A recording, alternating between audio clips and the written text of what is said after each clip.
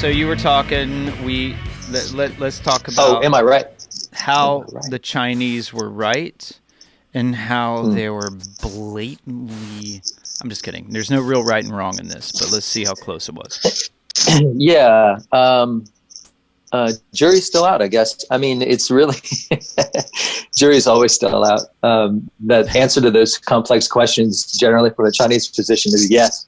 Yeah. Yes. It's very difficult to account for all the things that we're dealing with in this particular current time, in this particular current society, with the values that we hold. And that was part of the thing that I mentioned the last time we talked about the dragon moon, is like, don't try to make sense of it, because whatever it is that's happening is probably way too big. It's too much beyond our comprehension to really actually unravel the meaning of everything that's happening. Okay. And I think that's an important thing to remember. Just like focusing on what you can do and like a step-by-step how you can contribute is really the most important thing.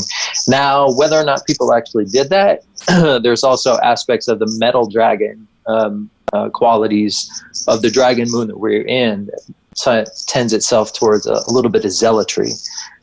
So there's definitely been a lot of zealotry out there in terms of like how strongly people believe what they believe about what's happening. And, in the kind of society that we have that generally basically attributes to conditions of chaos, which is, I think, fair to say pretty accurately what's happening. There's not like one consistent message, because everybody's, absolutely convinced that what their message is the correct one. Okay, so the overview of the metal dragon was, you were saying... The overview of the dragon moon is preparation. The integrity that comes with actually really looking at the relationship between your aspirations and your capacities and your resources. Okay. The third moon is really kind of the last moon of spring's preparation. So like really taking it all in and looking at things in kind of a realistic way, not like overreaching, speaks to kind of the integrity of dragon.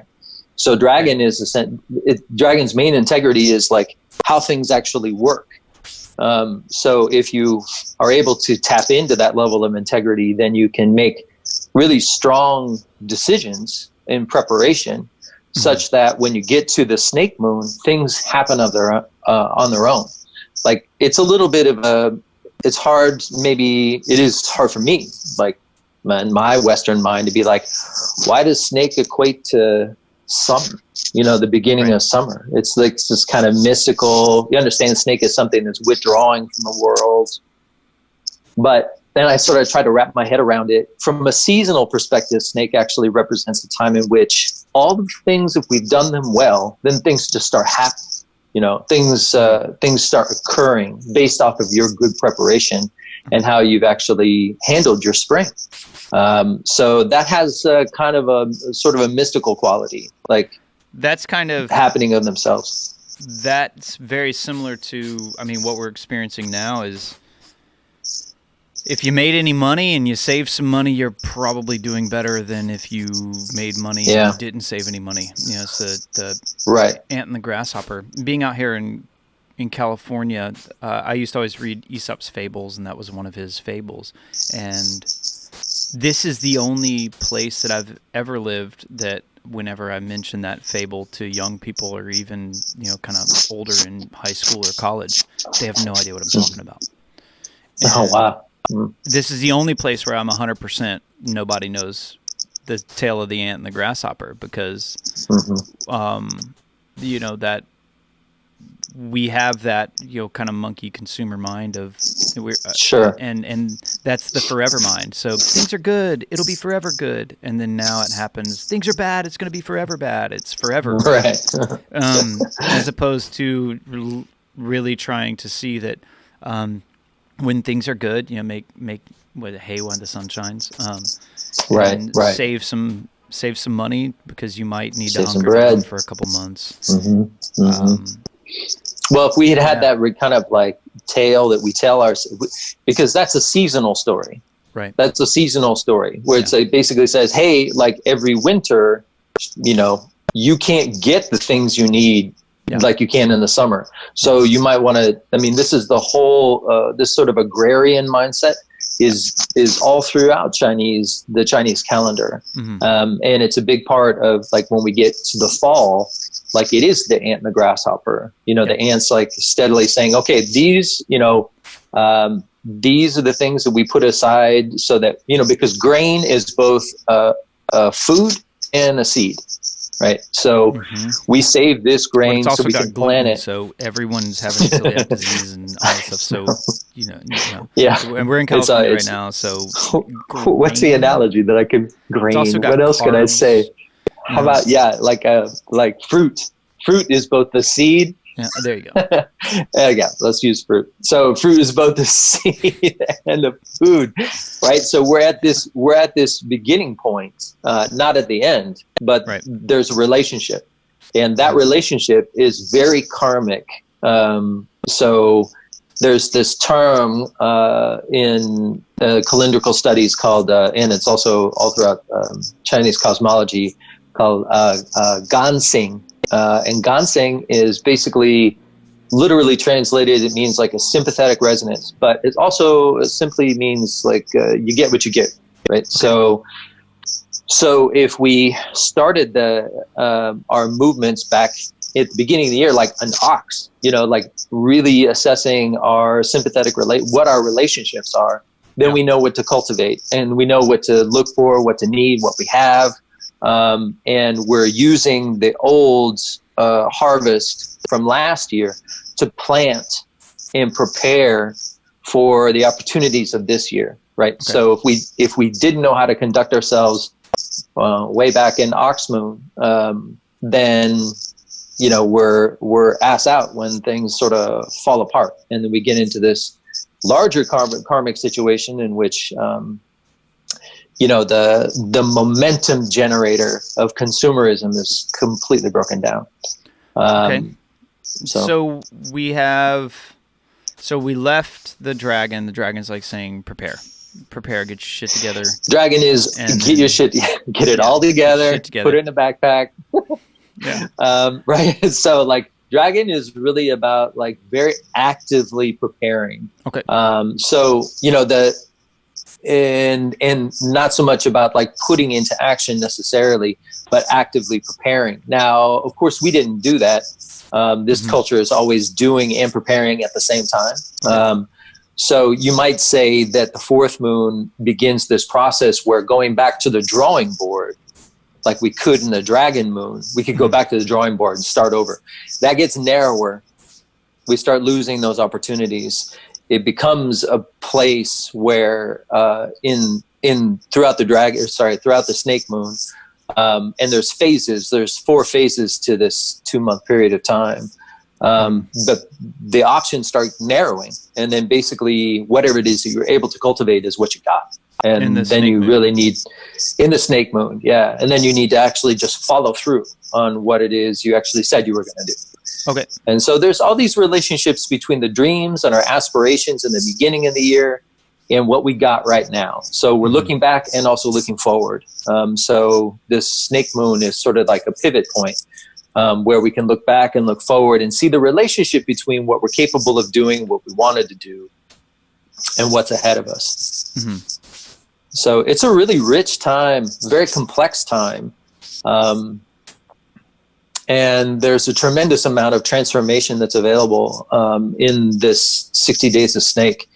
And given like the way, so much of the way that we're kind of stripped down, I would say expect more of that. And where you may be stripped down to like just the absolute essentials. So there may be a lot more shedding that needs to be done, if you want to call this process we're going through, the opportunity for a kind of shedding, but getting down like to the bare bones, and get into kind of bare knuckle situation. Okay. What I would So that, yeah.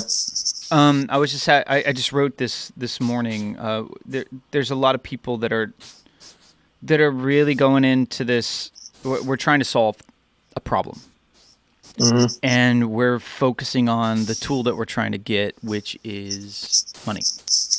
And if you go into this is where I run on, like, I have a weird childhood. And in my childhood, I was very afraid, and there were a lot of times where I remember coming home and finding out we were bankrupt. And right, yeah, and we've talked about this before. To a child, when you say bankrupt, you just know Monopoly. Bankrupt means you're out of the game, right? And that's all. Yeah. And I had to make money. Yeah, it's like I had to make money. I had to make a living, and my brother and I have been working since we were very, very, very young. Right. Then I had a teacher who said, "You're looking at money as the only option, but you have, but money is currency, and currency comes from current. Current is flow, and we have three types of currency: time, energy, and money." So what I started doing when I was a kid, which even and I've seen that the New Age world and the self-help world actually tries to get on this too, but this is our opportunity to practice it. Is we have time, we have energy, we have money, and those are our three currencies. And so in this moment, we need to start not focusing on what we've lost, but what we've gained. And we've definitely gained a lot of time and energy, and we might not have gained a lot of money. In that, when you can do that, then you can start focusing on the next thing, which is when running a business, we always want to, whether we're coming into partnership, cooperative worlds, or collaborative worlds, we focus on what we can contribute. So if we focus on our time and energy, and then we focus on what we can contribute, we can start making current, which is flow, which is opening up opportunity. How is that? So if we were going to take the energy of the snake, which is this wiggly thing that can squiggle behind the bookcase and all these other things. It's the magician. Yeah, it's definitely the magician. Cool. Mm-hmm. Okay. Solve the problem. Yeah, I mean, there's everything is done in a particular context. And what I would say is that using that outline that you've actually brought forward, which is a good one because it speaks to essentials, right? If we've only been fixated on the generation of capital and the continuation of a momentum to generate capital, then there's lots of places in there where all these other things sort of slip through the cracks. Yeah. And then relationship actually only gets defined by who has capital and who doesn't.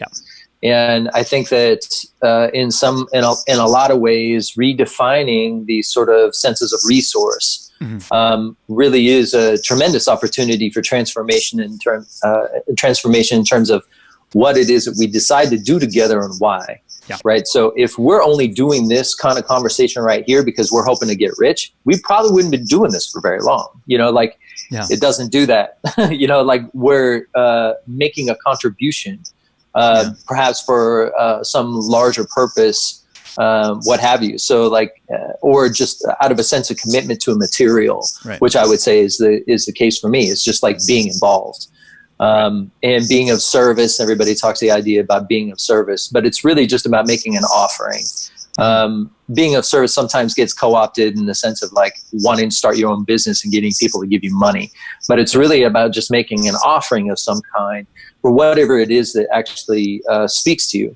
And I would say that in the snake moon, the integrity that comes from dragon into snake is really about really no place to hide. If you're hiding and if you're being manipulative, you'll be stripped, down to what it is you're actually really trying to accomplish. If you're not operating in integrity and honesty, then in the snake moon, there's plenty of places to hide. There's plenty of places to be deceptive in some ways. But I think that if you're continuously being stripped down, as we are in this circumstances, there's less and less places to hide where you have to actually admit those things.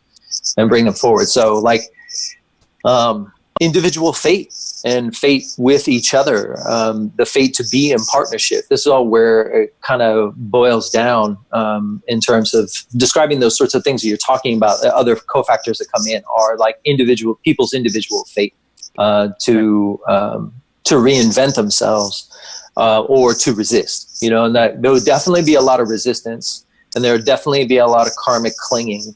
I expect quite a lot of franticness and even despair. I mean, as I say, things will get worse before they get better. Yeah. Because we haven't been able to actually.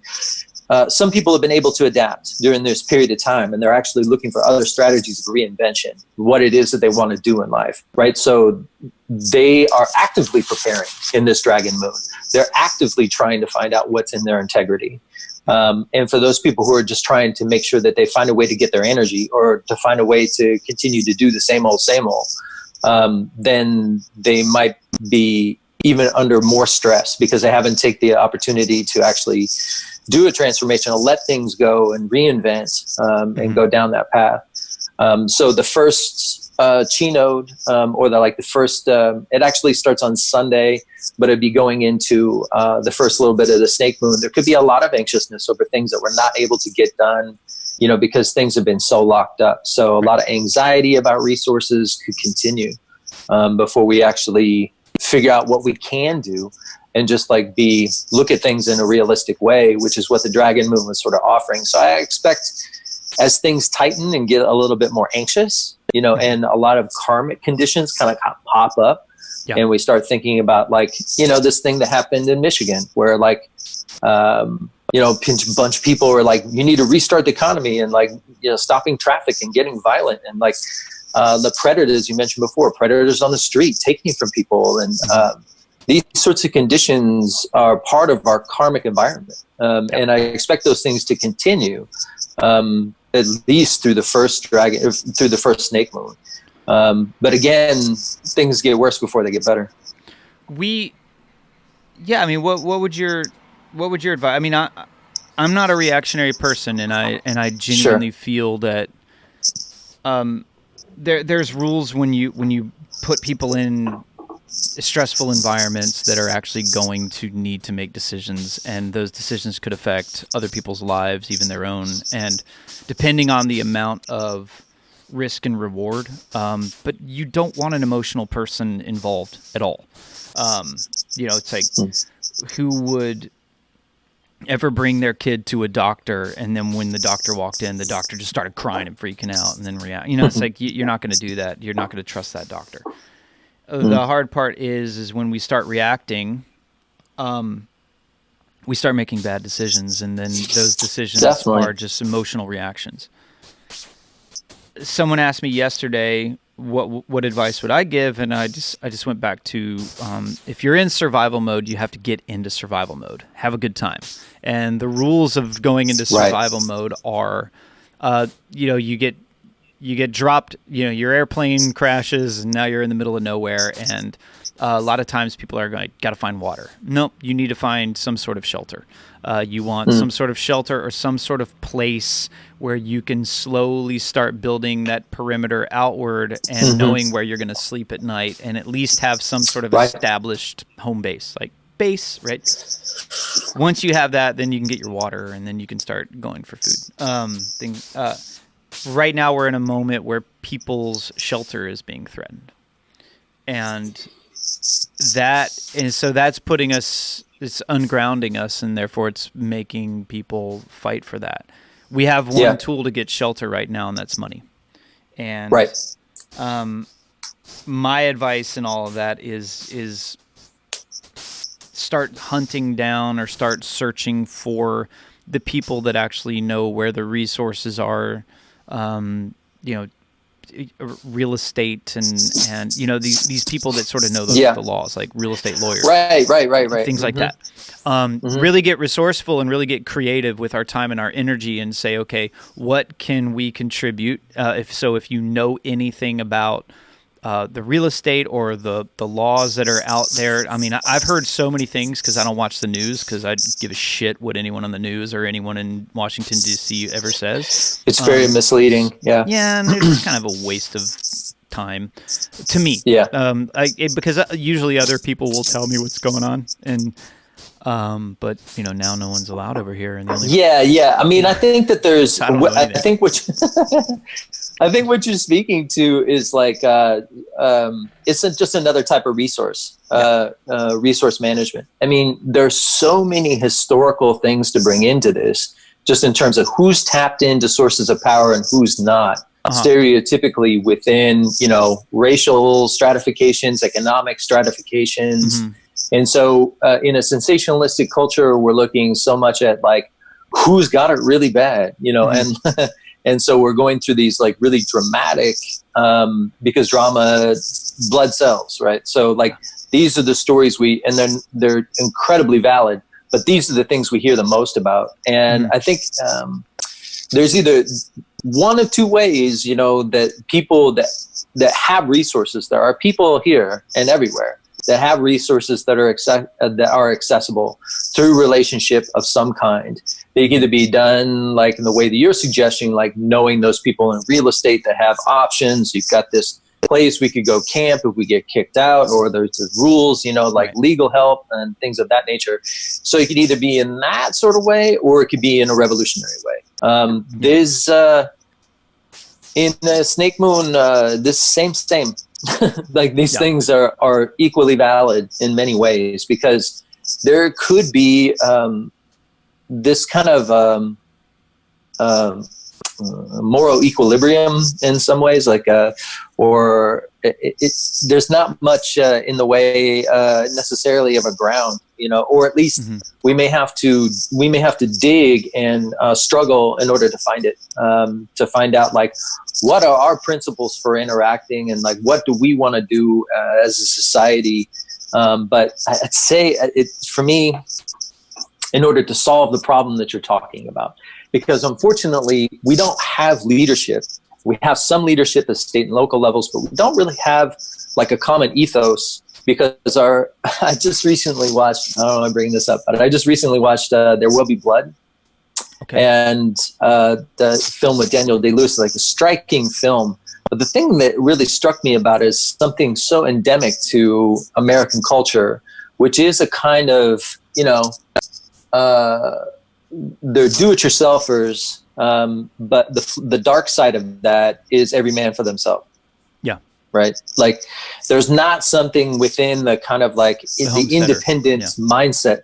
Yeah, the independent mindset that's necessarily, there's not an aspect in that that's necessarily looking out for the person next to them.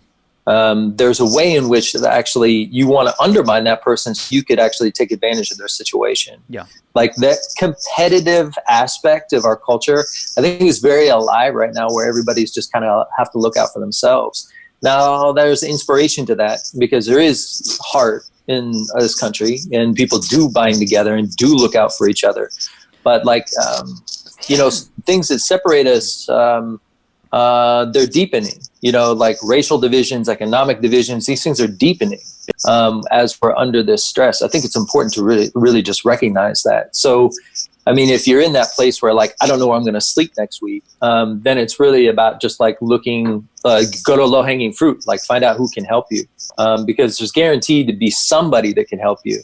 But there's also a lot of people, I mean, we just swam very far down the stream, bro. Like, there's a lot of people on the street. I mean, as like they live right around the corner from where you live, There's a lot of people that are in dire straits, and this situation is probably only going to make it worse before it makes it better. And I think that, not to be so negative, but there's so much about like the metal snake moon that's really just overturning, turning over the rocks and looking underneath, and not all of it's very pretty at all. And I think that there'll be a fair bit, much more of that.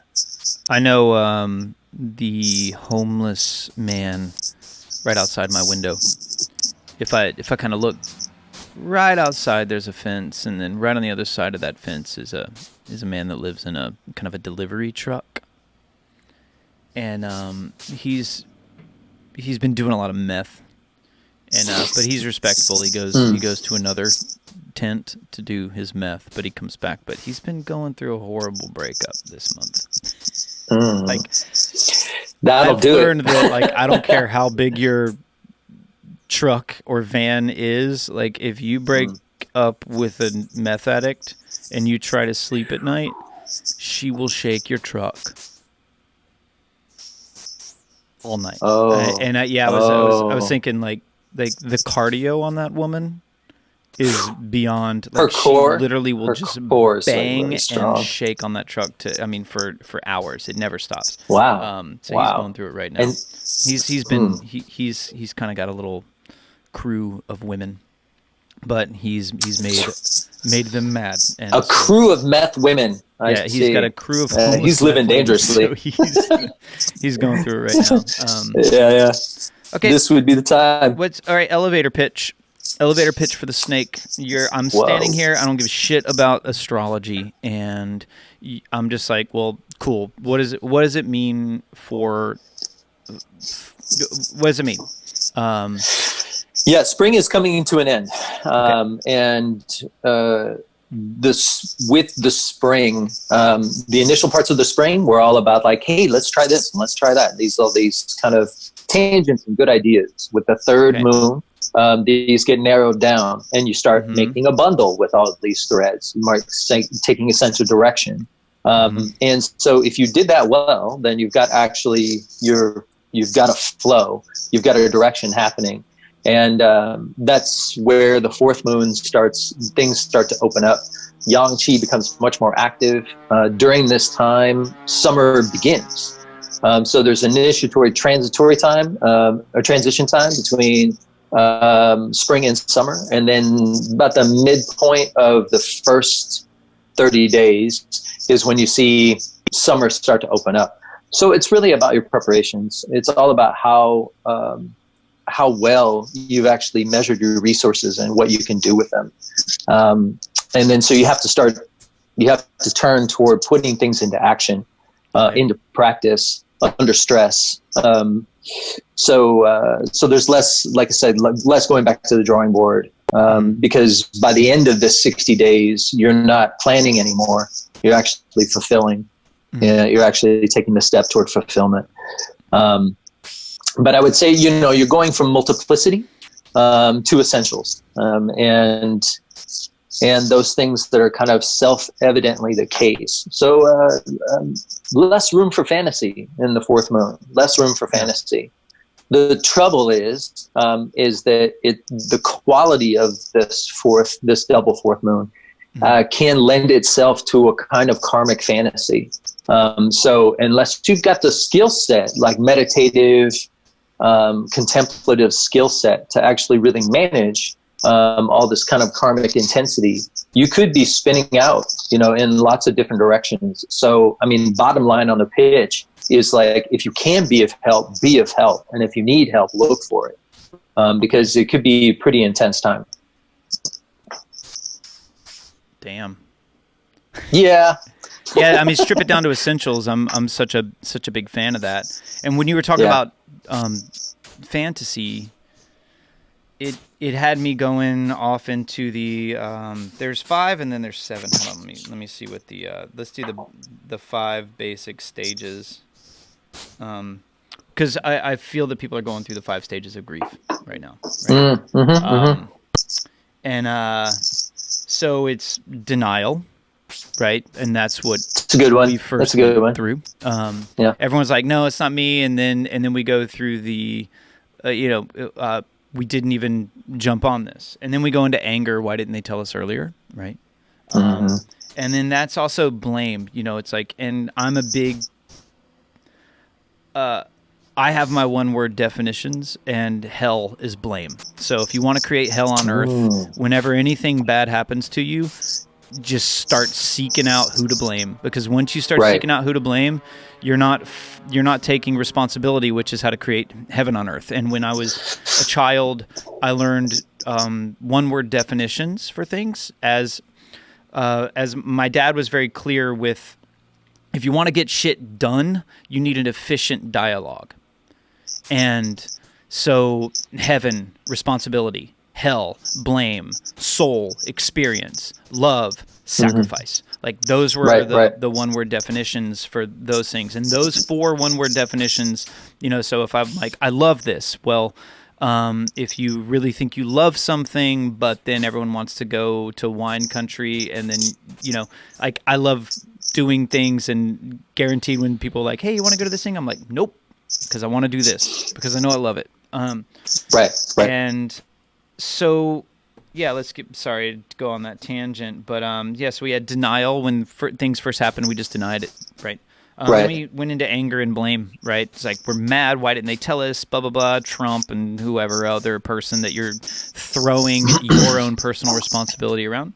And then we went into my favorite, which was, and people are still doing this, is bargaining. And I really love it when people try to bargain with nature, because, it's like there's a lot of, I've heard people talk about, life is a negotiation. It is around another human, but nature doesn't give a shit about you. It's like you could get the greatest computer of all time. If it's sitting on the beach at low tide, when high tide comes in, your computer's wet. It's no negotiating. It's no, there's no negotiating around this. And this is where our fantasies start showing up. Like, you're not going to shoot this. You're not going to push ups out, through this. There's certain things you can do. And so if you're starting to bargain with nature, you're going to get really tired. Like, you have to surf nature, right? You have to. And then a lot of people this week have moved into depression. It's like, I just want to go out. I just want to, and this, hopefully before the depression subsides, like hopefully we'll still stay in shelter in place, because when people come out of a depression, they'll usually bounce to craziness, crazy catharsis. And that's when the weird orgy happens, or life becomes like a, everyone's just going to run out to the park and just, herpes. It'll just be crazy.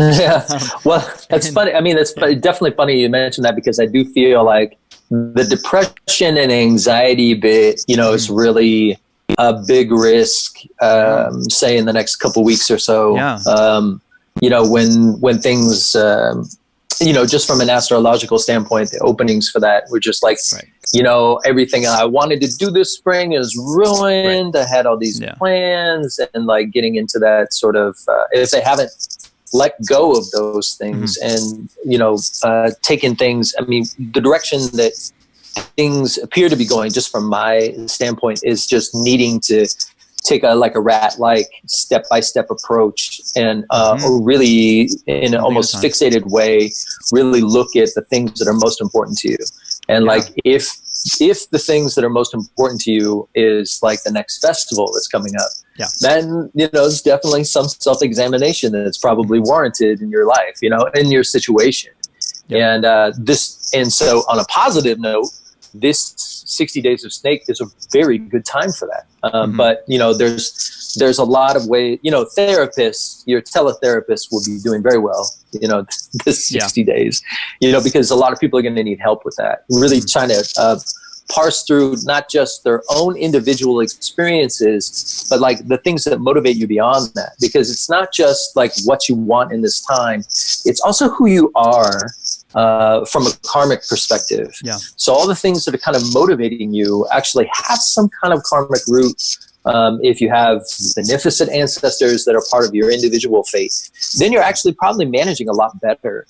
But if you have like more ghostly ancestors, so your kind of upbringing actually didn't really help you to be able to adapt to these kinds of very extreme situations, if you just thought that the nature of this society was just going to continue on and on forever, if you're operating with that kind of delusion for one reason or another, there's a karmic relationship to that actually there'll be an opportunity to unravel that stuff.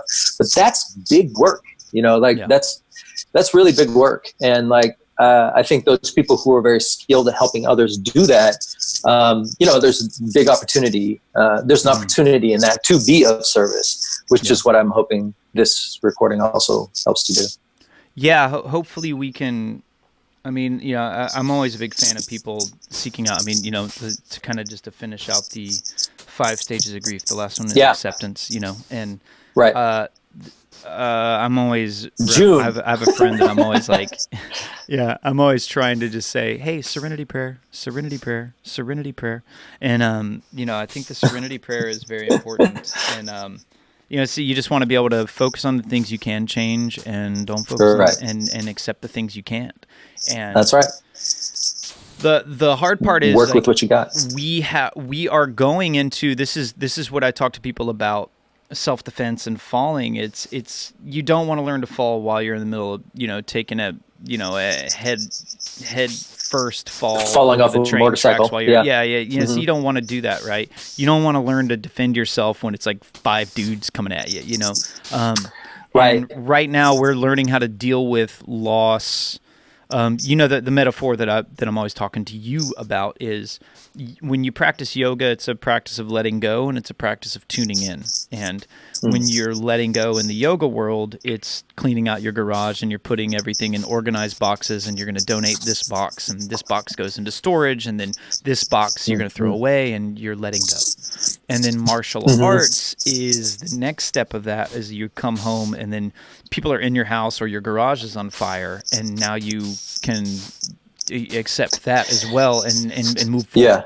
Yeah. So this is a hard piece of letting go, because it is, you know, we're coming out of a pretty sweet time. And now not only did we have to let go of a lot of our social interactions, but then people had to let go of consistency. And then once we let go of consistency, we had to start letting go of money. And then, you know, and it's not even letting go, we're just dealing with the loss, you know, and these 5 stages of grief are the 5 stages of grief of dealing with loss. And it's a lot to let go of.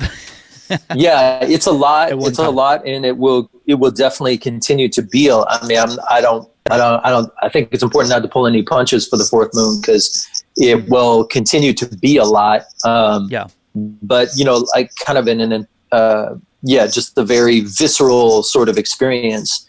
But I will say, hopefully, that most people, you know, they have a situation in which they had expectations about how they were going to grow this year, and now they're only maintaining, right? And maybe losing, but they're like being reduced down to a place where they can manage, right? How many but they can still manage. Okay, how many stories, like the Kung Fu, you know, the ultimate wisdom was created by a man in a cave, sitting in that cave, practicing the same exercises for 9 years. The butterfly and the cocoon. Looking at, I have a very strict rule of, if you're not willing to really commit to something, then do nothing, because you will gain a lot from doing nothing. So even, you know, it's kind of like when I got my Netflix account, but then once I finished Frasier, I realized there was nothing of value on Netflix anymore, and I got rid of. I'm not going to sit around and wait for something to show up. It's got to go. I got rid of Netflix, and so now that we're in this, we have to focus on what we have, and we have time and energy, and what are we going to spend that time and energy? And so what do you spend your time and energy on? This, you know, like I'm really, aside from trying to do daily practice, for me, it's just been about really understanding the calendar better. And daily practice is what? A lot of people don't know what your daily practice. Oh yeah, well, martial artist and practice the Nabard, the Yama series, many of the things that I've learned with you, as well as the kicking stuff that I learned when I first started, some of the iron body stuff in China. But I've lost a lot of touch with that, because for like the last 10 plus years, you and I have been practicing together. So a lot of my time is spent on the Nabard, and then just basic conditioning and stretching for myself, just because I'm almost 50, you know, so like I'm really just trying to maintain a lot of the things that I got. I'm not necessarily trying to and deepen into skills rather than acquiring brand new ones, like kind of deepening into the things that I have, because I feel and know those things are going to serve me for decades on out. I think the thing that actually, just on the side note, I've actually been doing a lot more Qigong. which is really good in this time. Like the Spinal Flex series, amazing. Just really good for like coming into your center and out of your head, because it's very easy to kind of get tripped up in all the different projections and stuff that we're working with. And I think that's for me the number one benefit of this time is sort of breaking my own personal addiction to momentum, and the notion of momentum that's in the culture. I think that's the thing that most of us are really bent out of shape about. It's like, well, wait a minute, like, why can't the market just stop for like 3 months? Why are we not okay with that? Like as a culture, why can't we can decide to do any of these things where we just say, hey, listen, for 3 months, these things don't matter. Like nobody's trying to extract any more resources from you. So don't try to extract resources from others. Why don't you just chill out and do what we're doing right now? We can make these choices as society. There's nothing that says we can't. We can rewrite any of the laws that we put down that we want. And I think those sorts of inspirational insights are really possible in this fourth moon. Is really just like, why does it have to be like this? Doesn't have to. Why can't we do something different? Not in the way that like we feel like we need to go take somebody else's Lexus, but like just on a societal level, I think a reimagining of our condition, both individual and societal, is like totally open. So that's I'm taking this time to like deepen into the things that matter to me, the things that I love. Okay. Yeah, because of course I'm a small business owner. You're a small business owner, and what's happening right now is, we're definitely, in a situation to where the only people that we can kind of give our money to are like very, very, very large businesses, and. That's a weird thing. It kind of pushed us all into that, it's got to be delivered. It's got to be this, and sanitized. Yeah. So I just did a video on, this little product that I have. I just gave a little bit, I put some in jars outside and, allowed, people can come pick it up. And, I just have crappy jars and I can pour shit in there, and then you just say, hey, I want it. And I can do that. It's, it's an interesting place to see us at right now. That being said, in this work, my other favorite thing that I'm watching is there's that optimist of like, okay, I got none but time. And then everybody's gonna learn piano and Spanish, and then right. Then you're like, fuck that, Frasier. I'm just watching Frasier. Right. And I'm extremely, we have to focus on what we're grateful for. And personally, I'm extremely grateful to have things that I love to practice, and then also have had such a busy life personally.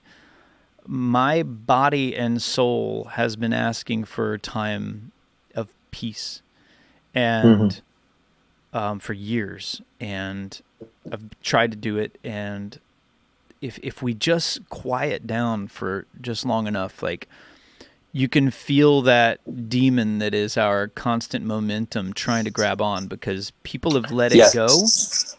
But now we're in that, it's like, it's almost like it's the cliche of like, if I'm going to swing from one vine to another vine, we're not the kind of, this many people at one time don't just need to let go and start flying to that other vine, hoping that it's strong. So what we're doing is we swung from one vine and we reached out as far as we could and we grabbed that other vine, and now we're hanging like by two vines. And so one is our old habits and the other is our new habits, and we know, like, I don't quite know if this new habit is strong enough. That's true. I don't quite understand what it is, but if you literally just like sit down and just be quiet and feel, you can feel the chaos. It's like you just kicked it out. It's like you just kicked a teenager out. which I know people aren't supposed to, but I'm Southern, where teenagers get kicked out. Teenagers need to get kicked out. And you're just standing there going, "Oh wait, I don't really want to mess up right now." Like normally you're like, "Yeah, I'm just gonna go do drugs and go do crazy stuff," but like actually it's 1 in the morning and that looks like cop headlights. I gotta keep my act together, and you know, and I can't just go into the fridge right now. And I think this is a really cool place. Like, what happens when someone pulls the safety net out from under you? And well, I mean, the chaos. The image that comes to my mind right now as you like gave those images is the analogy I would draw is that like there's all this footage of like the canals around Venice have cleared up because we're not using them all the time.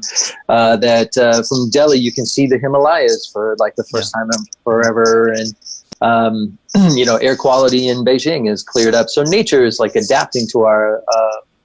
Nature told us to sit the fuck down.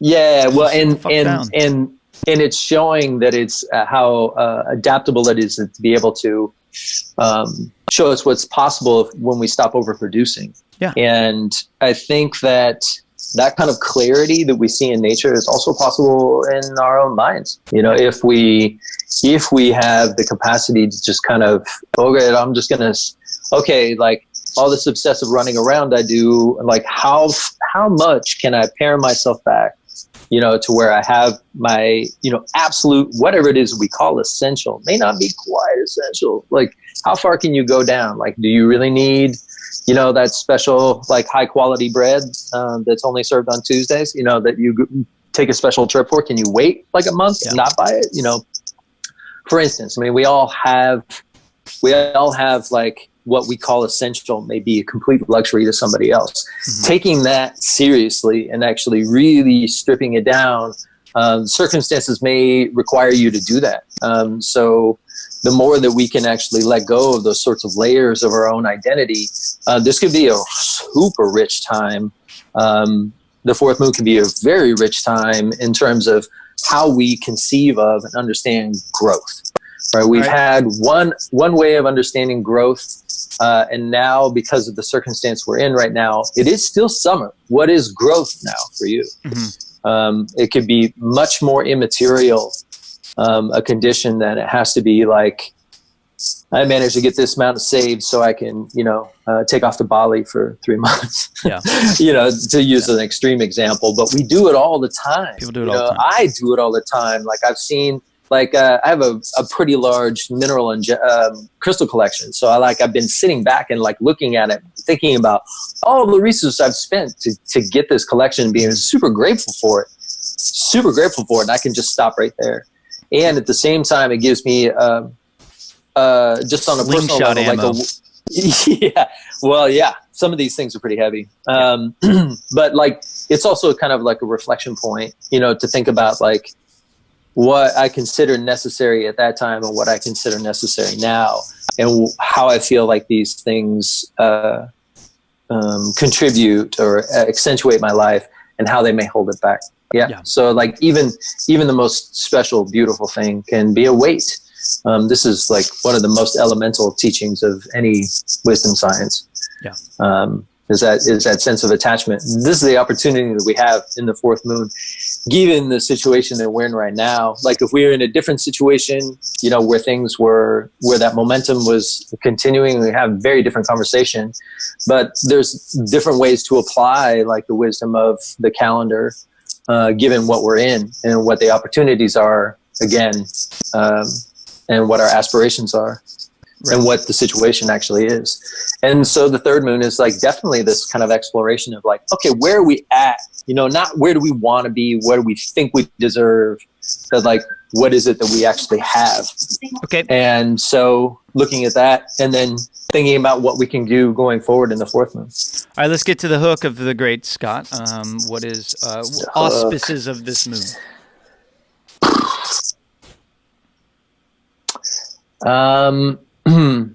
Peel it back, you know, peel it back and simplify. Yeah. And really, yes. And for all the complexities, you know, for all the complexities of the things, we're still in a very complex place. Even with all that we've stripped back, we still manage a great deal of complexity.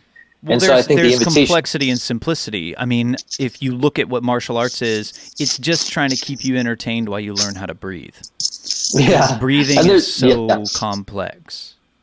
So that is and there's the magic. Yes, and I think that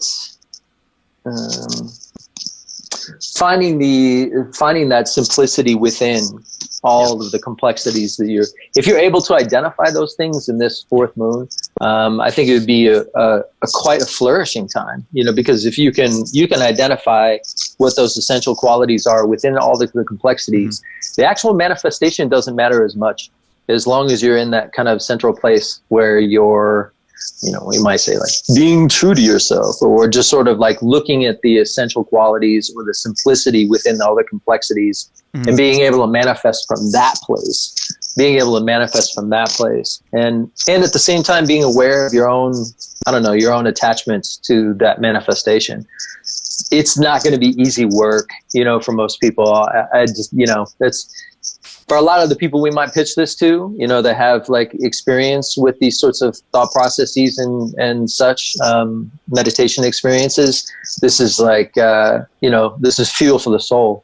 But I do feel like, middle America, a lot of those kinds of things, they're going to have a hard time. The stereotypical image of, like, say, middle America, it's not working with a lot of refinement. They're looking for certainty. These people looking for certainty.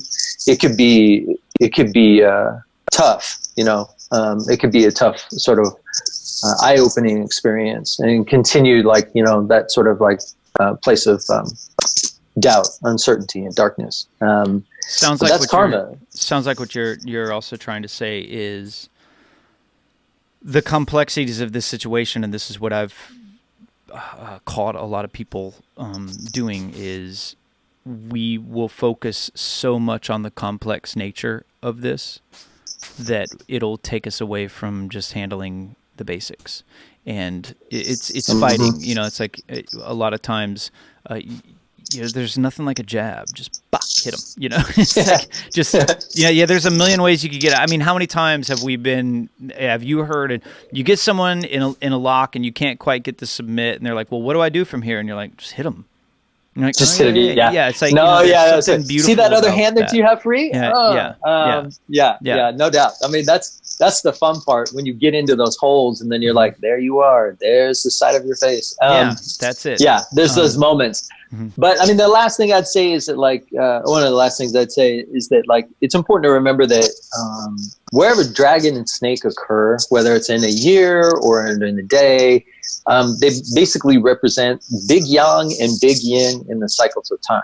So, I mean, dragon both have this kind of... Snake is yin? Snake is yin. Okay. So there's a way in which there's just a lot, and expect it to be a lot, and if so, from victories to defeats, across the spectrum of possibilities within these next 60 days, it'll be a lot, so, like, lean on each other, look for those kind of karmic relationships that help express things, and don't assume that, like, just because you're going through this, like, gosh, what might feel like really grueling process, and I wouldn't necessarily assume that you're all alone in that.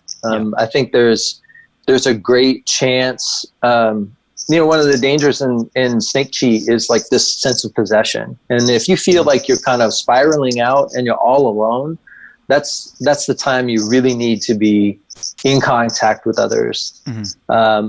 At least at some point, for those people who meditate and being all alone and stuff, is actually really a great place to be. But if you're in this place of, depression and kind of spiraling out, I think it's important to really get help. Even just from a friend, like, just pick up the phone and, like, call somebody, because what you're going through is actually what somebody else is going through. Yeah. Of course, I mean, we all know that, but I think Sting that there's was right. Everyone needs there's to listen a to way. There's in the bottle over and over and over again. Ooh, yeah, that should be the theme song for this movie. Yeah, It drives me crazy how many times you have to say, all right, the police were right. You know, if you love something, set them free. And if you, and Steve was right.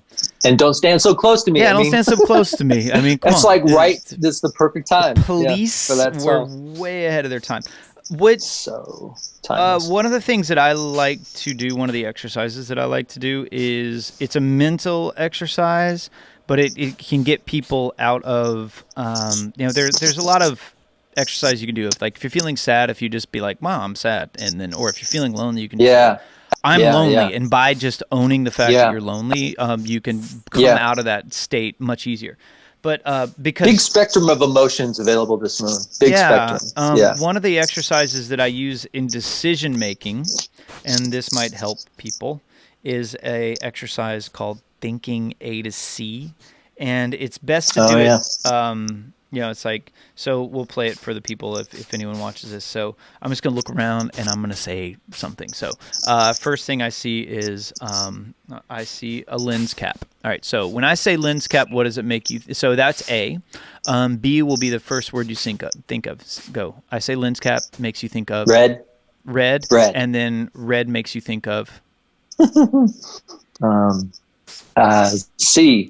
C, like the SEA.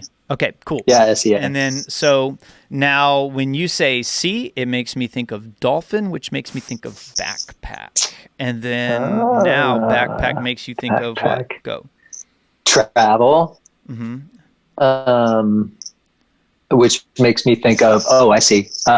Which makes me think of planes, which makes me think empty. Okay. So you went to D. All right. So we went backpack. I went to D. My bad. Traveled Planes. Yeah. Okay, cool. No, but that's fine. Okay. So planes makes me think of When Harry Met Sally, which makes me think of Live Aid.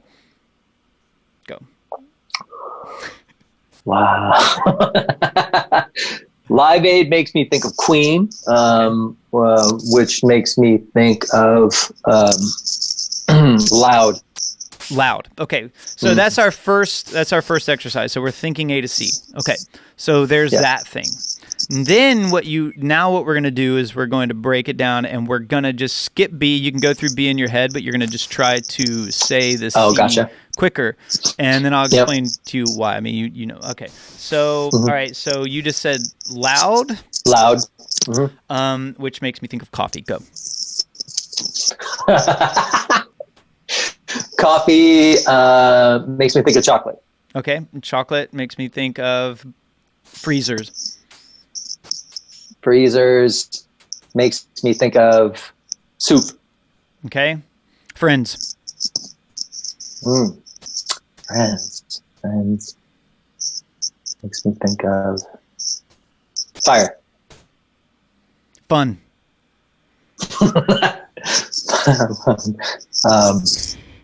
Cotton candy. Okay. Elephant. So we're just speeding it up, okay? So sphere. I don't know. Yeah. So the reason why you want to do this is because the first thing that you think of is your reaction, and the second one is your response, right? And and so the other thing that I like to do, if people ever want to do this, is I do like a writing exercise. So now what we're going to do is, and this is like also one of my favorite things to do. This is how I break my writer's block. I used to do it every morning, but now I don't have writer's block. Like I don't really have it. Nice.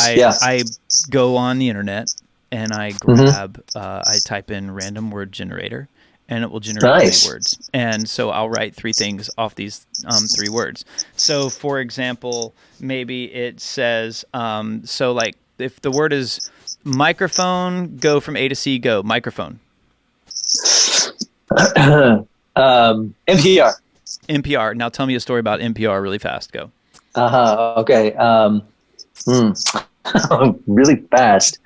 I used to work for PBS radio station in San Diego, where I wrote entry pieces for a broadcast. So I'd have to read books and then write the intro for the host. He never read the books. I only read the book.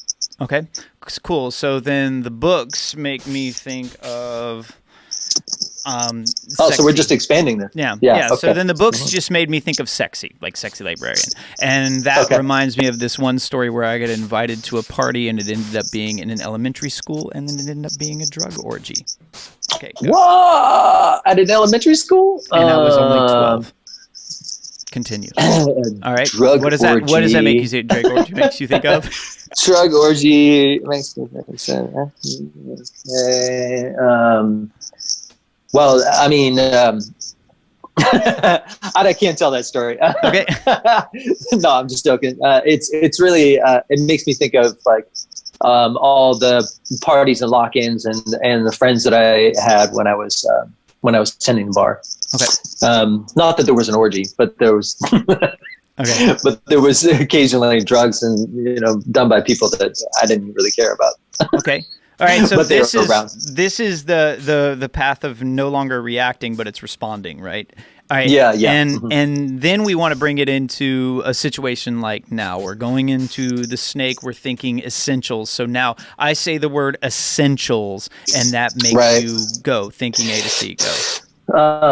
It makes me think of like having an hour every morning to meditate. And to have just like that esoteric reflections on life and like wanting to for me it makes me think about like meditations on death essentially, and like what that's where it all goes. A lot of these meditation practices are really about cultivating a good life. And so for me, when I think about any kind of snake energy, it's really about like slowing down, all stop, and then just examining your incarnation. Okay. It's a funny thing because it was like I can see my programming in that, because if we want to be able to like find the psychosomatic stuff that's going on or the neurological stuff that's going on, when you said good life, the first thing that came into my head was wealth, but then I went to C, which was right to community. Boom. And then what I realized was my reaction is wealth, right? My reaction to a good life is wealth. Totally. Yeah. But my response would is be mine build too. Community, right? And And so this is in the essentials talk that we're having through this year of snake, through this simplicity. Like, and the reason why I'm doing this is because we can use this. Like I did this with a kid that was really reactionary and emotional, and we would hit pads, and while we would do this kind of call and response. But it later, once you get deeper, you can see like my reaction, like, and I think a lot of our reaction is things are being stripped from us. So like when people think of loss, like how do we turn that, like when we think of loss, like a lot of people think whether it's fight or whether it's, oh my God, I'm losing money, or whether I'm, it's like, but when I just want to see my triggers. So the first thing that comes into your head, boom, is that trigger. It's that emotional reaction. And emotional people, you don't want them making, none of us want to make decisions when we're emotional. And what makes me think about weaving in the idea of community though is that we don't have necessarily a communal way of like honoring someone's loss or recognizing someone's loss. Their process, even though they may be emotional, in order to get out of that place, say, where they're like excessively emotional and just reacting rather than responding, requires them to actually have a place to do that grief, a way to have that kind of celebration of the things that they were able to do, like sort of like shift the attention, shift the view, right? And I think that's the thing we're missing, because we're also, we have this self-isolation thing going on, but we also have just isolation in general. The ethos of our culture is very isolated unless we're all teamed up for, there's definitely legitimate community, but there's also a lot of the ways in which, our individualistic ambitions are the things that are highlighted about us. Right. And then that gets standardized. Like if you have a family, then everybody, has a family, has these same ambitions. And like, it's just a story, these are all just stories. But for me, like just thinking about like that that notion of being emotional and reactive rather than responsive, I think in order to take that step really does require that kind of honoring of whatever it is that you like actually really long for, and not trying to necessarily discredit it by saying, well, obviously it was worthless. And, nature doesn't care. Like that may be true. And if it is true at a really fundamental level. Yeah. But to get people sort of connected to that, it's like also trying to find a way to kind of honor what they desired or what their heart really longed for. And that's why, like, Prechtel's book about grief and praise, the smell of rain on dust. It's it's definitely about grief or loss, things that tend to be more substantial, like loss of a loved one. That's tends to be what that book kind of focuses on, but it can be anything. He also mentions that this idea of like who you were, like actually has to maybe have a ceremony and like be honored and let it die so you could actually do something else. It's like to be able to go from reactionary, and people could get mired in reactionary all this entire 60 days. Yeah. Until they take that step to responding. Yeah. And I think that the community thing that you're offering there is like super valuable to help. Let's rally around each other and like figure out ways of like, oh, what did you lose? Who did you think you were going to be? Yeah. Well, and it's also this year. Like, guess what? When we're getting together, it's like we focus on all the things that everyone else needs to do. We focus on what the government needs to do. We focus on all these things. Sure. As opposed to focus on what now can we contribute to this. And a lot of times the thing we can contribute is kind of nothing. And sometimes we have to be okay with that. And that's right. It. I brought potato salad. Yeah.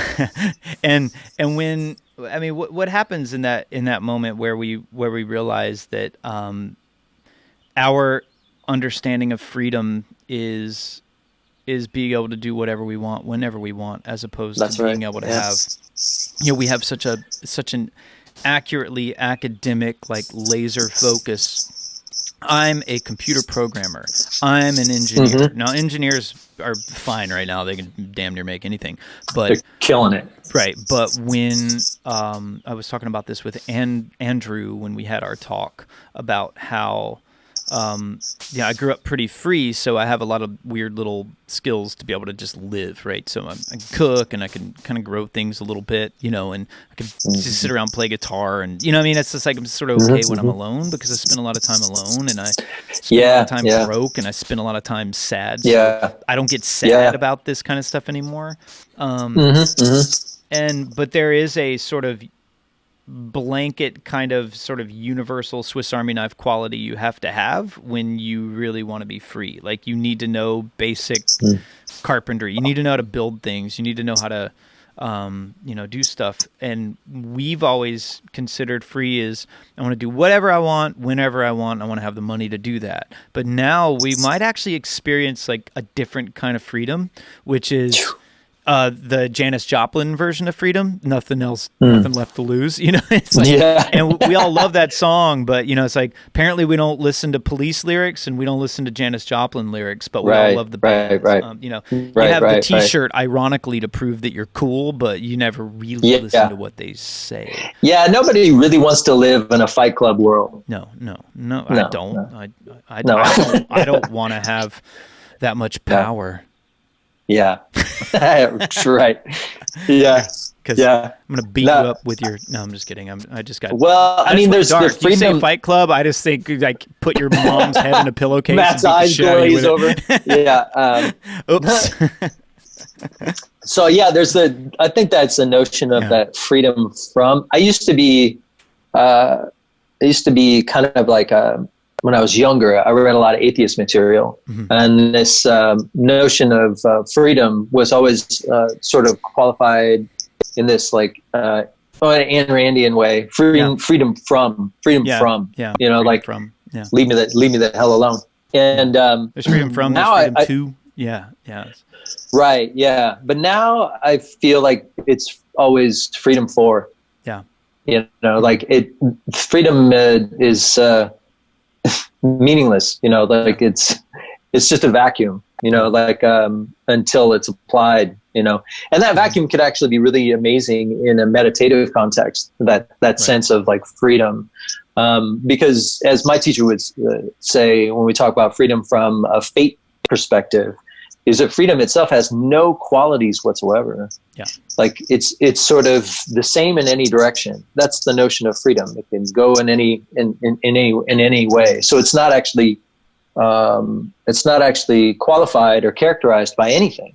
It's only when you actually introduce distinction, and that is sort of karma, is where you can actually get traction, right? You need to have like a ground. You need to have it in and an out. You need to have these kind of basic distinctions to operate, whatsoever. And so I feel like the interaction between the sort of basic karma and the more complex karmas, and then the relationship between freedom and karma makes freedom something like freedom for, right? Where it's freedom for engaging, these sorts of things, and being in spaciousness is amazing, and I wish a level of spaciousness for every human being that listens to this and doesn't. When you're talking about the simplicity, it reminds me of the one thing that you and I are always talking about is liberation through limitation. And I mean, that's what this is. It's like you can be liberated inside, just going, I'm just going to sit down and breathe today. And there's Jesus, that's the pitch right there. Yeah, exactly. That's the pitch right there. Yeah, that's the elevator pitch. That's it. Yeah. Because I don't think we understand what it means to, you have 60 grand and you want to buy a car, and now you're going to look at every car. You have 100 grand. Now you've opened up more and more and more and more. Right. But once you just choose your car, then you stop shopping for cars, and it's like, just choose it, be okay with that, and then just go, and then use the car for what it's worth. I was taught, and this is probably why, it's like, I've talked to you guys, and the longer this goes, the more I'm like, I don't think I really want this to end.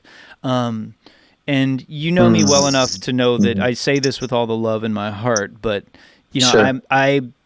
I live in a world where you watch people every day go into an environment to make themselves stronger where they simulate harming each other. And we know that sometimes you fall down, sometimes you tweak your shoulder or your knee, and it's that process that is the true integration. And the other side of it is it's also always trying to give people a personal practice. That's why I don't have to stream classes, is because all you guys have something you can do on your own, and we can, we're strong together. But, one of the things that's important is, how can we limit ourselves in order to find the most freedom in that, right? I had this artist that just sent me this amazing, she's a sick ballet dancer and a pole dancing champion, and she's just a badass. And she did the 5 elements of practice. And nice. And because she was like, I want to learn yoga, I want to do this. And I'm like, no, just seriously. And I was like, get the 5 elements of practice. She got it. And she was like, holy shit, this is, and I'm like, yeah, it's not about learning anything else. It's about, I drop you off in the middle of nowhere and you have no more opportunity to learn any other skill. The only way you're going to learn skill now is to just learn how to look at everything you know is everything you have, commit to that, and learn to use it creatively, which is what creativity is a simplification. It's like, I am out of resources. Now I got to get creative with the limits that I'm given. Right. And that's art. That's, communicate with what you have. And, I think it's fucking cool, man. I mean, that's the basis of, it sucks. We're all going to be doing it while we're homeless.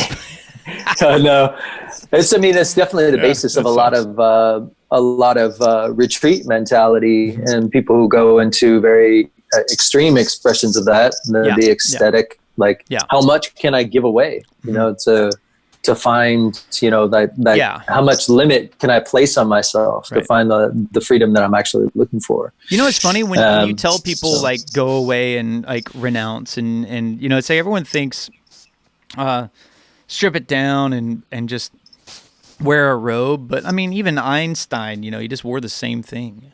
He just wore the same thing. He just wear the same Simplify. thing every day. Yeah, I mean, it's like I wear these gray jeans and I have this other pair of pants that I like. They always have a. It's enormously complex. I've been thinking about monastery life a little bit this year. I mean, having so much time on your own, you're like, is this what it's like? But like, it's actually much more complex. It's a very cultural thing. And so, yeah, you can't really make too many assumptions about like, oh, I'm just completely simplifying my life and becoming a monk. It's like, no. Yes and no. Like not so much. There's actually an adoption of rigor to that. For sure. Yeah, that's the reason why so much martial arts came out of that, right? Yeah. What about it's one of my favorite stories was one of my favorite writers was a nun, and her and I were pen pals, and she would write me all these awesome letters, right? And very cool. She was in an all women's thing, and she was like, all right, when I get out of here, I just want a man with rough hands that does not understand me. She's like, because we've been arguing because they're a completely collaborative. I see. Yeah, group. Just not a hierarchy. Yeah, and apparently they were having to change a light bulb or something, and it had been like many days, like almost like 2 weeks, and friendships were lost, and they were like fighting with each other over changing this light bulb of what kind of light bulb and this, and maybe we should change all the light. And it was like this emotion, and they didn't realize that like in that time, just the maintenance dude had already like changed the light bulb. And she was like, oh, that's what men are for. She's like, that's why I want, she's like, I just want a dude that just doesn't understand me. Yeah. And because their life was contemplation, and so like they would bring that energy into that. But every now and then, it's like we forget how vast the imagination is. So if your life is, your meals are there, and you freed yourself up to where you don't have to pick what you're wearing or where you're going, you could be victim to a very vast place, which is your own mind. And if you don't think it's vast, look at everything in this world and realize that most of this shit was created by someone's mind. Like everything from the pet rock to, like the computer to this microphone I'm speaking in, it was all created by someone's mind. And you're speaking to the pitfalls of the fourth moon, man. Oh, yeah. Yeah, because now we're sitting inside, right? And we're sitting inside and just surfing the internet. And now it's like, sure. Oh, God. Whoa, what should I do? Like, I get people sending me the, hey, man, what do you think of this? Hey, man, what do you think? And it's like, this dude's got money, so they're shopping for cars, or this person's looking for some sort of sustainable housing. And there's just infinite ways, but it's like, boil it down. What does sustainable mean? Because sustainable just means, like, technically if you were about to drown, but you were just keeping this much of your head out of water, you're sustaining. And you want to thrive, and you want regenerative, right? You don't want sustainability. Sustainability is just like regenerative zero. Yeah. So, how do we, if I had a business, like technically the open mat is my business, and, I've taken almost a year off of really keeping this business going because I'm trying to move to total BS wellness and online stuff. I know the open mat was a good business, and I know that I was doing good because technically I could take, a couple years off. And so now let's look at the business that is America. We have a hard time being able to take 2 weeks off. So right now, if it can be measured, it can be managed. And we're a shitty business, like straight up. Like as a business, if it fell in 2 weeks, we need to reevaluate, and we need better management. Just like I don't have any opinion more than the fact that like when we're going to look at the numbers, and we're going to look at the state that happened, and within 2 weeks, under a month, tens of millions of people fell apart. So and scene. So I really think this is calling for a simplification.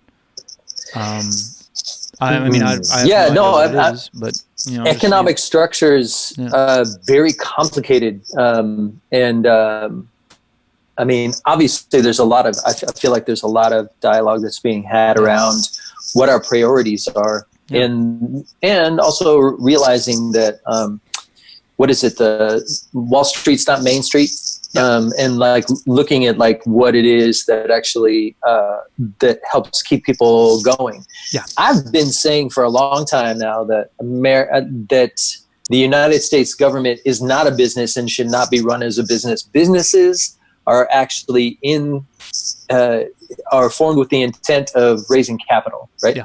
Of profiting, of flourishing, right? Mm-hmm.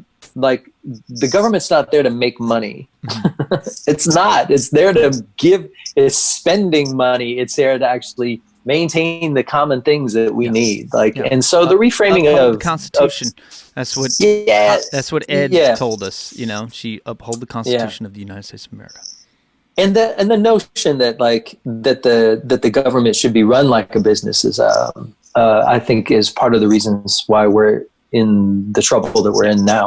You know, is because business is and there's so many layers of this definition to unpack, but like business itself is also defined in a capitalistic terms, which is to raise and create continuous capital, and not service based. It's capitalism is about creating capital, and like and we do that at the expense of the people that we're actually trying to quote unquote serve.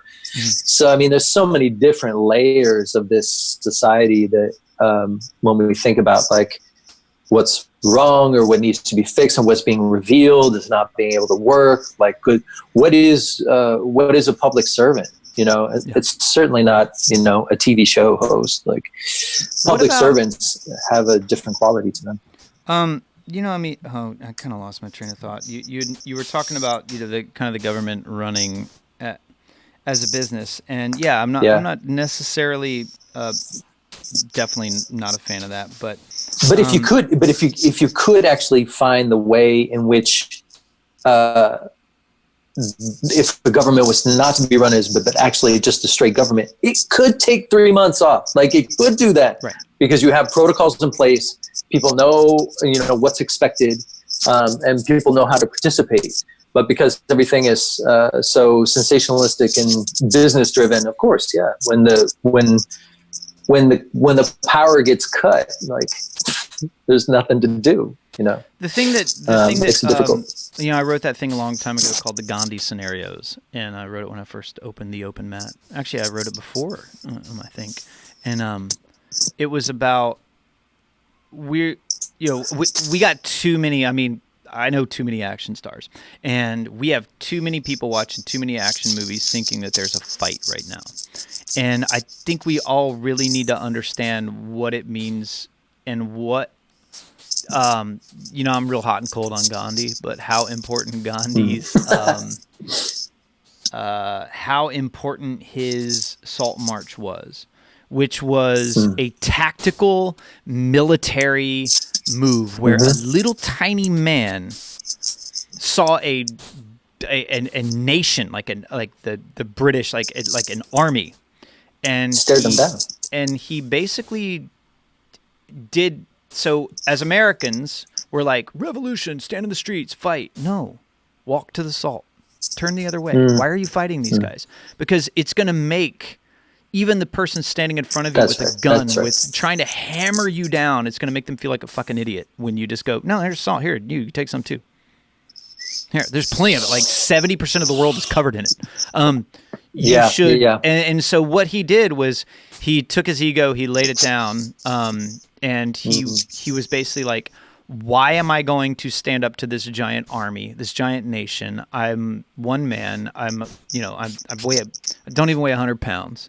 And how am I going to stand up and fight these people? And what martial arts should always tell us is it's not about the fight. When the punch is coming at your face, you don't punch the punch. You just move your face, and oftentimes you seek opportunity and you seek the goal as opposed to just fight back.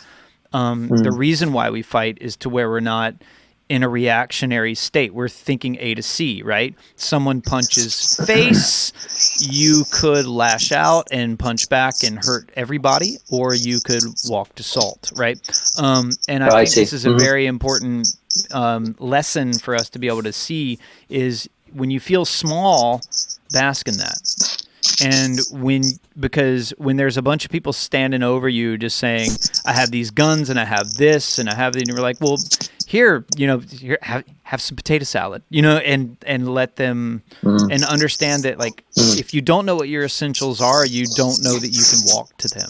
And this is the thing, maybe we haven't taken a second to define what is freedom, define what is community, define what is the resource that I want. Because just as I mentioned earlier, when you said good life, I said wealth. I haven't even defined wealth yet. What is wealth to me? Wealth obviously was community. Wealth is 4 jet skis and a fucking pool full of gold. Or is wealth just like having a bitchin' gold chain? Or is wealth having a lot of friends? Lots of food to eat. Yeah. Like, what is wealth? And how do we define that in currency? Because if your currency isn't flowing, it stagnates, right? And stagnation is pain. So, time, energy, and money. And how do we keep that flowing? And, how do we walk to the salt? Because Gandhi fucked that army up by taking his little sandals and just walking the other way. And, because like if you're standing in front of me going, I'm going to kick your ass, and I just turn around and walk away, I give you nothing. I agree 100% with all of that. I feel like there's a lot to unpack in that. I would say that the difficulty that we have in this moment in time is probably the first thing that needs to happen is we need to step away from this sort of sensationalistic. I mean, if we're going to turn our back to anything, it's not. It's to the sensationalistic ways in which we define ourselves. Yep. Right, because like now, somebody like Gandhi, he would be completely dismissed. Yeah, in many ways, he doesn't. Nobody would give a shit. Because The Rock has to be that guy. Yeah. The Rock. If The Rock did it with his daughter, and he did, Instagram videos on the side to show how cute they were. Like, there has to be some hook, right? We're very much addicted to this hook. And I think that that part within ourselves is the reason why it's difficult to get any kind of consistent movement going. Because not to get any kind of conspiracy theorist, but the system is actually designed to keep us stimulated and stupid, and not even aware of like where our resources are. That's why it's having such a hard time. In this moment, when a lot of those things are, evidently taken away, to the point where maybe we'll do anything to have a return to normalcy. Well, there was I think you and I have talked about this a few times. What I learned when I was a child is called the treadmills theory, and this is one of the most valuable lessons that I learned as a youngin'. Is my dad was like, if I want to control you, what I need to do is I need to make you very, very, very rigid and very specific about what you need. So therefore, when we say, right now, attention is what we want, right? So therefore, we think this is what powerful looks like, when really power is just the ability to change your environment. So the treadmill theory is this. Every day, I have to wake up, I have to go to this specific gym at this specific time, and I need to run on treadmill number 5. So if every day I have to wake up and go to the fitness, we'll call it, for advertising my own business, every day I have to wake up, I have to go to the open mat, and I have to run on treadmill number 5 at noon. And you learn that. But I'm rigid about this. I'm like on the spectrum. Like, I will freak out. I will be freaking out if I can't do this, right? And this is a lot of us. Like, we're addicted to the treadmill at the open mat, number 5 at noon. And then, so if you learn that at 11:54, you will be on treadmill number 5 at the open mat, right? And so you're running the red light. Yeah. And then I will walk in and now you're there. And I'm just like, and now I'm not thinking A to C anymore. I'm just like, fuck, and I'm freaking out. So now you have bargaining power. Hey, what do you want? What are you gonna give me? I'll do anything. I gotta be on at noon. I gotta be somewhere. I gotta do this. I gotta do right. But if I can broaden my desires to every day, I want to run on one of the treadmills at the open mat at noon. Okay, that's a little easier. So now maybe there's 5 treadmills, so I could go to treadmill number 4, right? Then if I can broaden maybe 3 o'clock. Yeah, then I could broaden it even more. Maybe if you go, oh wait, this guy, he's okay with any of the treadmills, so I got to get 4 of my friends to be on all the treadmills. So now when I go there at noon, now you've taken up all the treadmills. I'm like, shit. But if I go every day, I just want to go to the open mat and just work out a little bit. So now you're like, okay, we just got to pack the open mat out and sell the place out. But then what if I can just go every day I want to do something good for myself? Now you don't know where to be to control me, right? So if I walk in and you're like, hey, haha, I'm, and this is the way I can also manipulate you. I can show you that I have this habit, and then you're like, all right, I'm going to be there on treadmill number 5 at 11:54. And I'm like, that motherfucker's trying to take up and then next thing you know, all I'm going to do is I'm going to be like, oh, he's going there to take that. And then while you're there, I'm just going to go take your shit. I'll just go to your house and steal something, right? You know what I mean? Or it's like, I know I know you definitely need to be on treadmill number 5 at noon because now you're trying to take advantage of me. So now at noon, I'm gonna steal your bag. Boom. So out, right? What's the proper response to look at? Is it either our changing our habits, or the kind of predatory nature of Well, the that's system it. All of our data is being collected.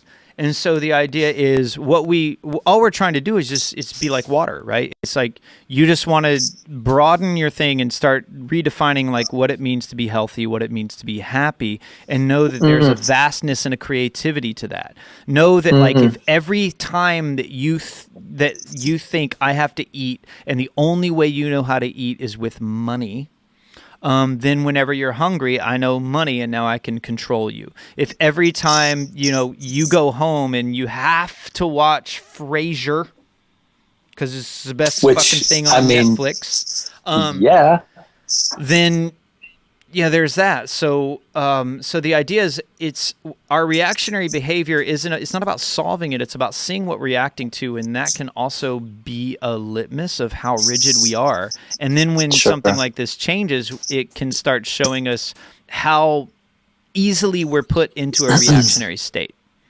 So now if I walk in and you're on treadmill number 5 at noon, I can think A to C. My first thing is like, I'm going to punch this guy. But then after that, I could say, oh, there's other treadmills. Or after that, I can say, okay, I'm just going to do push-ups. Or maybe, hey, I can talk to this guy. It's an opportunity. Hey, what's going on? My name's Matt. And then I can take it. And then as you're doing it, I slowly turn and now I'm on treadmill number 5 and I'm just running and you're just like, or maybe if I talk to you, we become friends, and then next thing you know, you're like, "Oh, I didn't know you always run on this." There's always a way we can deal with this.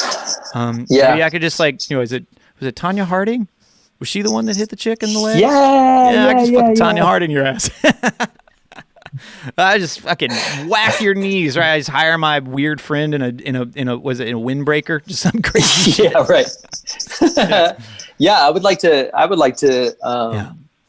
I would like to spread that theory far and wide for sure. This is how, my dad would talk to me about that. He was a special forces guy, and he'd be like, oh yeah, he's like, we can have most people doing anything we want in a week. Yeah, I mean it's like really cold. Yeah. Right. Yeah, I mean, and most exercises in self-liberation are actually pretty cruel. Yeah. And I think that's there's deep lessons and deep from the humility of being beaten, and crushed, and learning how to adapt in that way. And I feel like that's where we're at, just in general, or at least we're at the beginning of it. Like a lot of people are like asking questions like, when's this going to bottom out? You know, What's the element of this month? So we're going into snake, but it's like it's also metal. metal. Okay, cool. It's also metal. So it it's is, a different so it is metal. liberation through limitation. It is like refine your limits, refine it them, is a simplify. There's a deep sort of refinement, you know, that comes through this metal snake moon in relationship. You have to remember it's also in a metal rat year, so we're working with double metal here. Yeah. So there's a lot of grinding, there's a lot of stripping away that brings potential for refinement. This is now I'm all like super optimistic. I love this. I'm not saying that there's definitely always opportunity. You know, I think the thing that's most if I have concerns, you know, about this double snake moon, it's in that there's a lot of karmic baggage that comes with this. Mm-hmm. So if you have developed a skill set to be able to work in these ways, then this is a rich time, super rich time. Mm-hmm. But if you don't have those skill sets, you have to probably learn on the fly and learn the hard way. Like what it's like to be, you know, stripped naked, so to speak. And there'd be a lot of resistance that has karmic roots, essentially, to that happening. So could be an enormous time for reinvention and a major transformation, where you could be like really doubling down, even getting, you know, violent or reactionary, taking things into your own hands in response to like feeling like you're losing everything and feeling like there's no way out, and then getting to that kind of hopeless place. There could be a lot of extremes, you know, in the fourth moon. But like I'm with you on the whole transformation aspects. I mean, there's really so rich, you know, the kind of refinement as a human being. Like, what kind of human being are you going to be? Yeah. So there's a lot of richness in that. I wrote a thing right when this first started, and I wanted to do a little video on it called "All right, y'all, it's time to go all fucking Sarah Connor on this quarantine." You know, it's like just like everyone just find a drain pipe and start doing curl up. You know, just start doing chin ups and just come out like just looking slick. But you know, I think we also need to understand that we have been sort of conditioned to think of these apocalypse to be a lot more chaotic than they really are. But like, even if you talk about people that have been to war, it's just a lot of waiting around, man. You know, it's very, and that's where it gets you. Like, that's sort of the you know, the butterfly flies down on the little baby deer antler, and the antler's just sitting there, and you know, and it's just like, and it leans down to like take a drink from the pond, and then just an alligator cascading reactions. Boom. Yeah. You know, exactly. And I think we have to understand that. Yeah, and like these relationships in nature. I mean, the funny thing to me about it is that, like, as soon as you said apocalypse, like there's I can't remember the name of the book right now, but there was a person who just wrote like a whole book about like where this notion of the apocalypse actually comes from when he looks through the scriptures, what it is and what it isn't. So it means to reveal. Yeah, exactly. Yeah, it means to uncover, to unfold. And even more than that, like just the historical breakdown of where the notion of this current notion of the idea of an apocalypse comes from. And how it's developed over time. And in the beginning, it had very different meanings than what we're dealing with it now. And there's like some historical moves that actually led us there.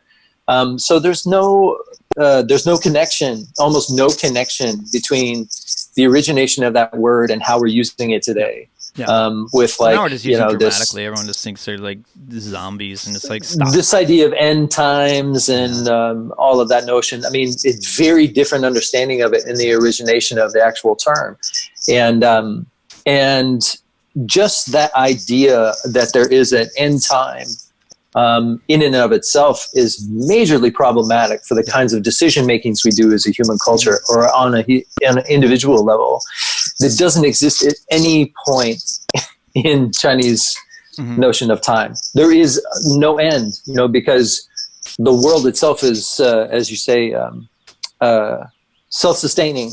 You know, it's Yeah. it's nature itself is completely self-sustaining. Whether we're there or not is not the point. You know, time continues. There's no end because there was never a beginning, right? So like it's a very different cosmology. And I think what's useful about these notions of cyclical time found in this calendar and other calendars is that it makes you think about like what culturally having a notion of an end time actually does to your current decision-making process. Yeah. Like that, you know, you need to be, that there's a revelation, that there's an end point that you're trying to meet, that you'll do anything to get there, that there is even a you know, like constant, there's a lot of unpacking that you could do just with that notion itself. And I think if you have that kind of understanding of things, it makes this sort of situation very problematic. Not to say the least of like what constitutes health as being free from disease. Having a revelation, apocalyptic mindset makes you not necessarily open to listening to the environment and what the environment's actually telling you, and the relationship between, you know, like terrain theory of illness, like what the environment and its relationship to our individual health and well-being, like all of that stuff is completely ignored because all we're trying to do is eradicate the illness and be revealed, you know, like it's all very interconnected and has been gracefully presented in a way much better than what I just did. But like it's insidious, you know, and I think that we'll see a lot more of that where actually people are like convinced that, you know, some second coming, it's very exhausting, you know, because it's so myopic. And it's basically a borderline possession from Chinese standpoint. Yeah. Well, dude, Scott, thank you. I love you, Matt. Man. Thank you so much. I miss you too. So it's like always great to do these talks, and let's do it again. Yeah, man. All right. Well, soon we will be hanging out. I'm about to lay out. I'll talk to you about some of the future things that are going on over here. Okay. And yeah, man. Everybody stay sane. 60 Days of Snake. Yep. 60 Days of Snake, which is one of the worst romantic comedies ever. Some of Drew 60 Days of Snake. Worst work. Snake on a plane. Yeah. Okay. Yeah. All right, man. I'll call you a little bit later and check in about all this stuff. All right, man. Dude, love you. All right. Bye. See ya. Bye. Hope you enjoyed that. Hope it helped. Hope you're having a good time here in this quarantine. And remember, just share this work. Share Total BS, totalbswellness.com with your friends. Take a course. Develop your own practice. Remember, if you need someone to lead you, then we're building a weaker society. So it's all about your own personal practice and learning how to kind of troubleshoot. I would suggest taking the 5 Elements of Practice or any course that I offer, but find anyone that you want to support and support them right now. Thank you very much. And it's all 1% theory, 99% practice. You're listening to Total BS Wellness. Check yourself before. I'm just kidding. All right.